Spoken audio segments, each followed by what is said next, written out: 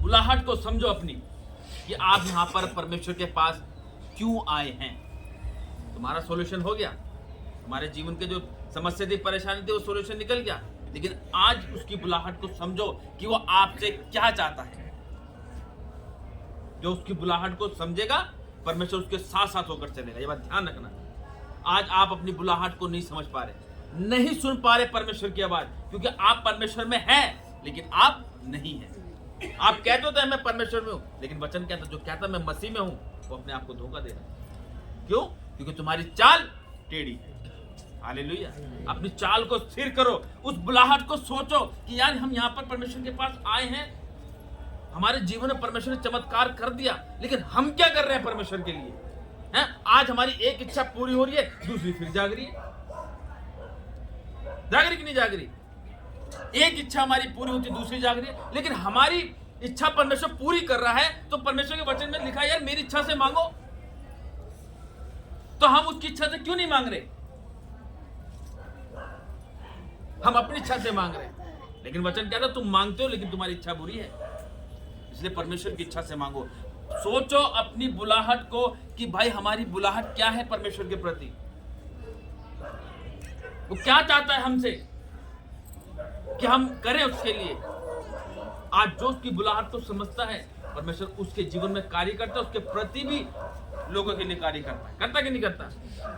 101% परमेश्वर काम करता है, क्योंकि वो इस्तेमाल करना चाहता है कि भाई तू प्रार्थना कर, भाई बहन तू भी प्रार्थना कर, ताकि और लोग बचाए जाए। अब वो जिनको भी वचन बता रहे परमेश्वर का, सुसमाचार सुना रहे, जिनके लिए प्रार्थना कर रहे हैं, लोग हील हो रहे कि नहीं हो रहे? ठीक हो रहे हैं।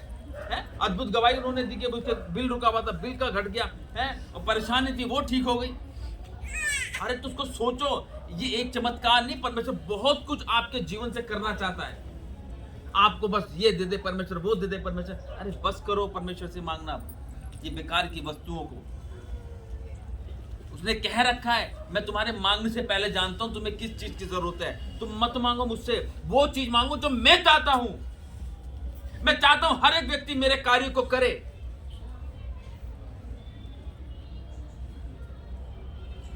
परमेश्वर चाहता है हर एक व्यक्ति, हर एक इंसान परमेश्वर के सुसमाचार को फैलाए। यही तुम्हारी उन्नति का कारण होगा, यही तुम्हारा रियल धन है, जो आप एक आत्मा को परमेश्वर के प्रति बचाते हैं। एक दो को सुना दिया, मैं भाई और करो और बताओ, प्रार्थना करो, भाई मैं तेरे लिए प्रार्थना कर दूं, बहन तेरे लिए मैं प्रार्थना कर दूं, करो उसके लिए, उसको बताओ, उसको लेकर आओ। आके अगर वो चला जाता कोई बात नहीं, छोड़ दो परमेश्वर के हाथ में, फिर उसके लिए बस प्रार्थना करो। पिछले संडे आई थी वो 2-4 लेडीज नहीं आई, कोई दिक्कत नहीं है। कल तक बोला था कि मैं जाऊंगी, मेरा 9:30 बजे तैयार हो जाना, जल्दी जाना है। आज सुबह गई, सबको पूछा, सब कह रहे नहीं अगले संडे चलेंगे। हाँ, तो वो शैतान रोकता है। देखो अब क्या है, मैंने क्या बताया था, किसान बीज बोता है बस, वो बढ़ाता नहीं है, लेकिन वो बीज का क्या करता है? देखभाल करता है, उसकी बाड़ा बांधता उसके चारों तरफ कि भाई इसको कोई पक्षी आके ना खा जाए, उसको जानवर पैरों से ना रोन दे अपने। ऐसी है, बाड़ा बांधते कि नहीं बांधते हैं? जब आपने उसके जीवन में बीज बो दिया यीशु मसीह का, तो उसके लिए प्रार्थना करो कि उसे परमेश्वर को शैतान ना चुराने पाए। ऐसी है, जब इनका खेत है, यहाँ पे वजीराबाद में इनका खेत है, तो उनके खेत में सुअर घुस के सारी फसलें बर्बाद कर रहे थे और कुछ चीज चुरा भी रहे थे, तो उन्होंने कहा भी वहां पे खेतों प्रार्थना करके आओ। मैंने पूरा बाड़ा बांध दिया परमेश्वर का, जानवर तक नहीं घुसे। हालेलुया।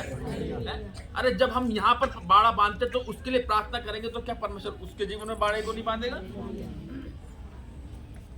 करो तो सही, कम से कम उसकी बुलाहट को सोचो तो सही। आज आपका आना व्यर्थ ना जाए परमेश्वर में।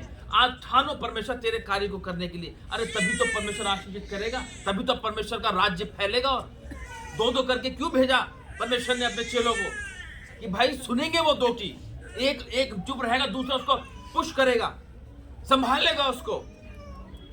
आज करो तो सही, आगे बढ़ो तो सही, अपने जीवन में उसकी बुलाहट को समझो तो सही कि परमेश्वर ने हमें क्यों बुलाया। आज आप लोग कहते कि अगर हम परमेश्वर में नहीं आते हम तो मैं कब की मर जाती, मैं कब का मर जाता। आज आप लोगों की गवाही ये होती है। अरे अब जब परमेश्वर ने जीवन दिया है, परमेश्वर तुम्हें दे रहा है, लेकिन तुम उसके लिए क्या